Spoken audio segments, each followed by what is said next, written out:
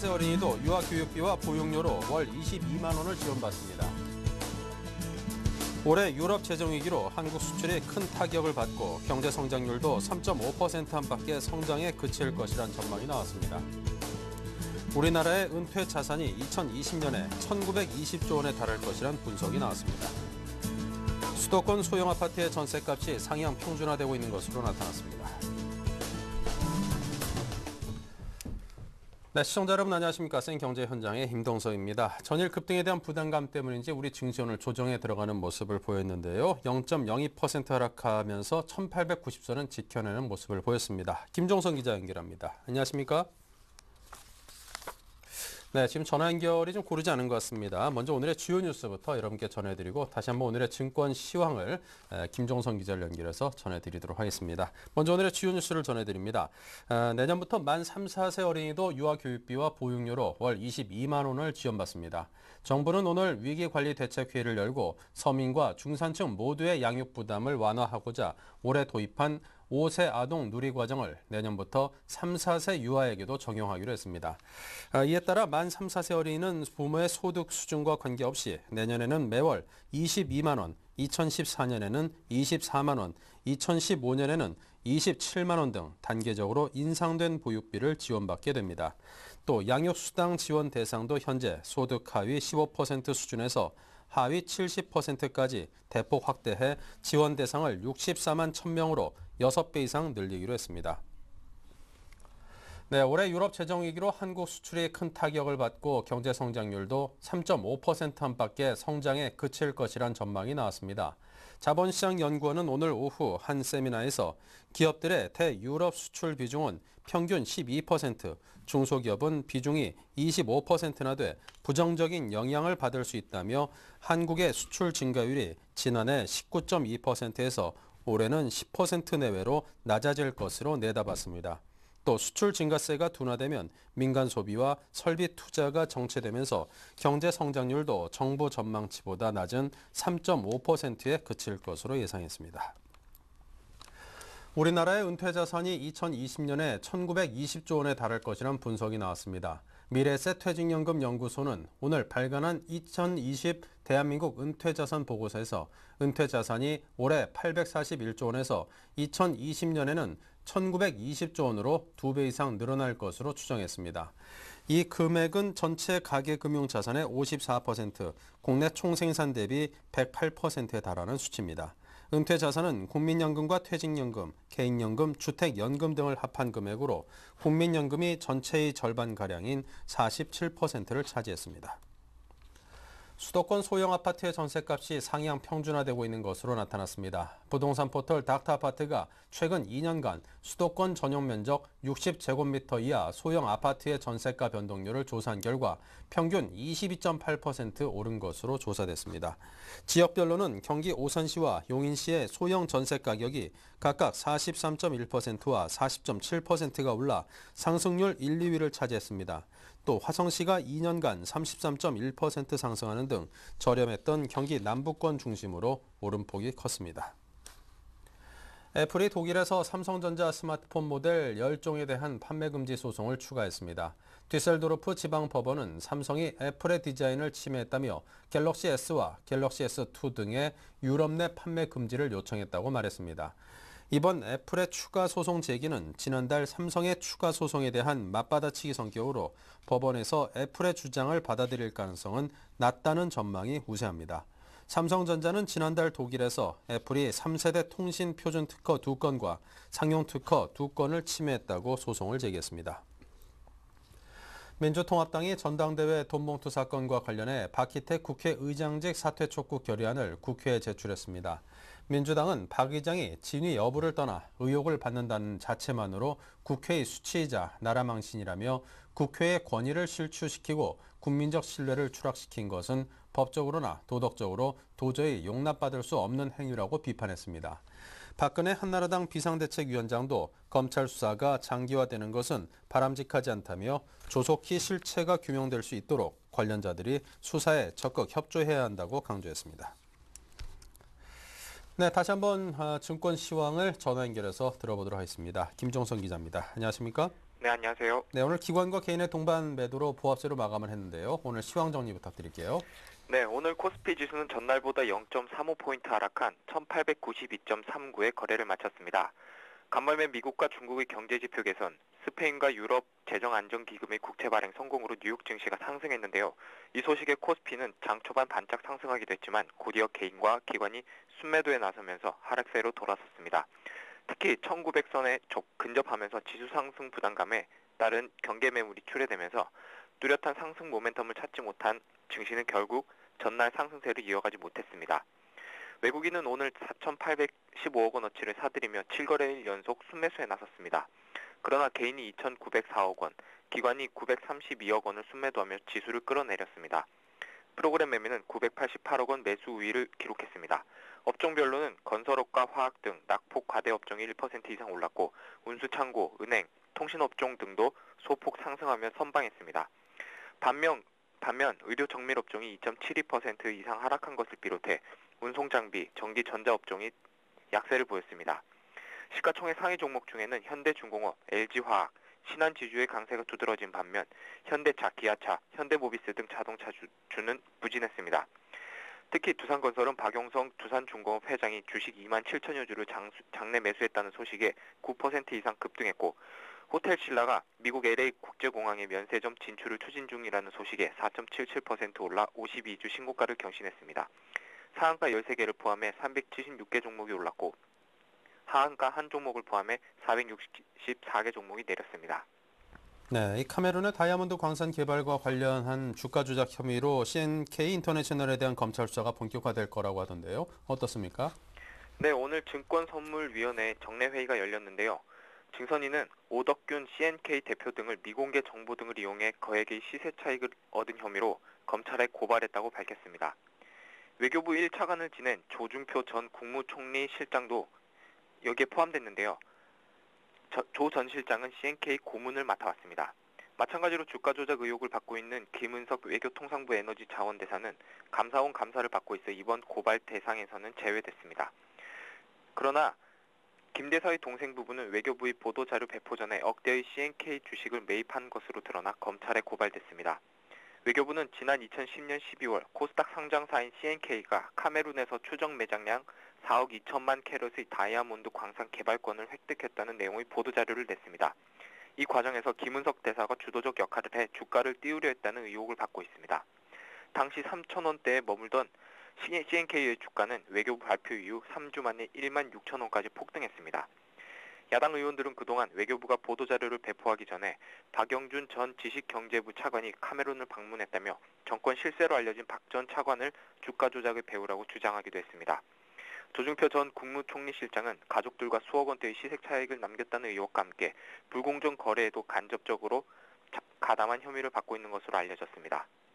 네, 이 CNK 외에도 증시에서 자원 개발을 테마로 앞세워서 이 주가 조작을 통해 시세 차익을 얻은 경우가 꽤나 많다고 하던데요. 맞습니다. 2007년 이후 이런 사례가 두드러지는데요. 코스닥 상장사였던 글로웍스는 몽골 금광 개발 사업을 추진하는 과정에서 회사 대표였던 박성훈 씨가 허위 공시 등으로 주가를 띄워 500억 원 이상의 시세 차익을 올린 사실이 적발되면서 상장 폐지됐습니다. 중국 석탄 개발 업체를 인수했던 에너랜드도 박찬호 선수 등이 투자했다는 소식이 전해지면서 한때 주가가 3만 원에 이르기도 했는데요. 주가 조작 혐의로 증시에서 퇴출됐습니다.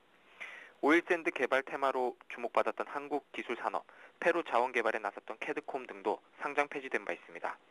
증시 전문가들은 해외 자원 개발의 특성상 국내 투자자들이 현지 상황을 실시간으로 파악하기 어렵다는 점을 주가 조작 세력이 악용해 막연한 기대감으로 투자에 나서도록 부추기는 경향이 많다면서 최근 들어서는 실적 부진 회사가 자원 개발에 나서면 투자자들이 의심을 하기 때문에 이를 무마하기 위해서 정부 고위 인사를 영입하거나 전면에 내세우는 경우가 많다고 지적했습니다. 네, 자, 지금까지 증시 관련 소식 김종성 기자의 도움 말씀이었습니다. 감사합니다. 고맙습니다.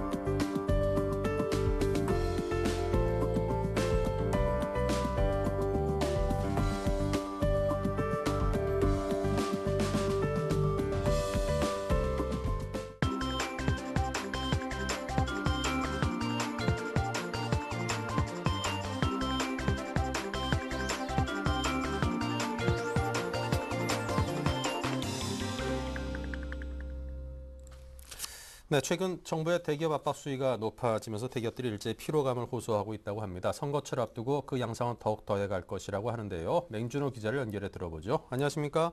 안녕하십니까? 네, 대기업들에 대한 정부와 정치권의 압박이 높아지고 있다고 하는데 요즘 대기업들의 네. 분위기는 어떻습니까? 예, 우선 정부의 압박에 대한 대기업들의 반응부터 전해드리겠습니다. 한 10대 그룹의 대외 업무 담당 임원은 요즘 분위기에 대해 한마디로 대기업마다 올해 사상 최대로 투자하고 고용한다고 앞다퉈 발표하는 이유가 뭐겠느냐고 반문했습니다. 정부 눈치를 보느라 너도 나도 발표를 위한 발표를 할 수밖에 없다는 것입니다. 이 임원은 올봄 세계 경제 위기론까지 나오는 마당에서 대기업들이 일제히 사상 최대 투자를 하겠다고 나서는 건 누가 뭐래도 비정성이지만 엄연히 이 땅에서 벌어지는 일이다 라면서 대기업들이 과연 발표대로 투자하고 고용할지도 지켜볼 일이라고 안타까워했습니다. 한마디로 대기업들은 정부의 파상 공세에 지칠 대로 지친 모습입니다. 네, 자 정부뿐만 아니라 한나라당 비상대책위원회 그리고 민주통합당 등 정치권 역시 일제히 대기업들을 겨냥하고 있죠. 예, 바로 이 때문에 대기업들은 지금 시기가 정부 및 정치권과의 관계에서 가장 큰 어려움을 느끼는 시점이라고 말하고 있습니다. 10대 그룹을 중심으로 한 일부 대기업들은 최근 대기업에 대한 정부와 정치권의 압박 수위가 급속히 높아짐에 따라 시나리오별 대책 마련에 착수하기도 했습니다. 공생 발전과 물가 안정이라는 현 정부의 방침에 최대한 협조하면서도 대기업 개혁을 표로 연결시켜 선거 전략을 짜고 있는 미래 권력, 즉 여야의 공세에도 다각적으로 대응하기 위해서입니다. 네, 자 이익 공유제라든가 중소기업 적합 업종 선정 또 가격 규제 등등 이 여러 가지 이슈에 대해서 대기업들은 또 어떤 반응을 보이나요? 예, 대기업은 늘 그래왔듯 시장 경제가 최선이고 반기업 정서는 곤란하다는 논리로 대응하고 있습니다. 정부의 물가 통제, 이익 공유제 등은 모두 반자본주의적이고 효과 면에서도 기대할 것이 없다는 반응입니다.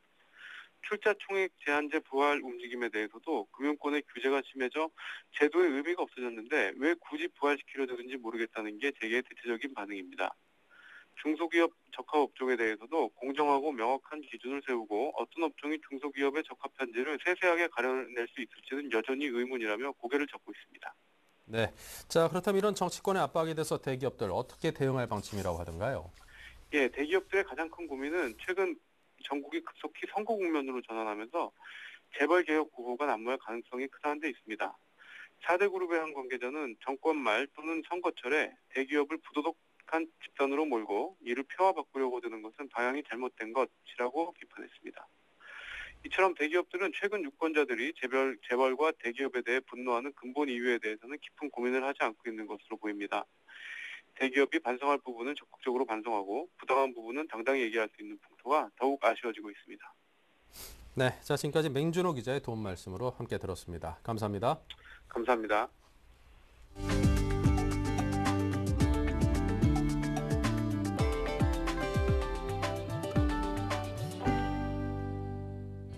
삼성이 취약계층의 자활과 자립을 지원하기 위해 설립한 사회적 기업을 올해 3개 더 늘리기로 했습니다. 삼성은 서울과 경기 지역 지역아동센터의 초등학생을 지원하기 위해 만든 희망 네트워크를 올해 중으로 1개 더 만들고 다문화 가족을 지원하기 위해 세운 글로벌 투게더 음성도 2개 더 설립할 계획이라고 밝혔습니다. CJ 제일제당은 일본에서 출시한 CJ 비비고 오이시이 캔 막걸리가 일본 10개 편의점에 입점했다고 밝혔습니다. 회사 측은 다이에, 이온 등 주요 대형마트에도 입점을 확정했으며 신제품의 초기 시장 진출에 큰 영향을 미치는 주요 슈퍼마켓 체인점 입점률은 70% 이상에 달한다고 설명했습니다. 현대기아차는 차내 배출가스 유입과 관련해 그랜저와 K5, K7을 무상 수리합니다. 이는 교통안전공단이 이들 착용해서 배출가스가 차내로 유입된다는 사실을 확인하고 무상 수리를 권고한 데 따른 것입니다. 회사 측은 그랜저가 지난해 11월부터, K7은 이달 초부터 각각 무료 수리되고 있고 K5도 조만간 시행될 예정이라고 밝혔습니다. 롯데그룹이 충주에 맥주 공장을 건립합니다. 롯데칠성음료 주류사업부문은 오늘 충주시와 맥주 공장 설립에 관한 투자 협약을 체결했다고 밝혔습니다. 롯데그룹은 충주 신산업단지 내 33만 제곱미터의 부지를 확보해 2015년부터 2017년까지 7천억 원을 투자해 맥주 제조 공장을 짓기로 했습니다.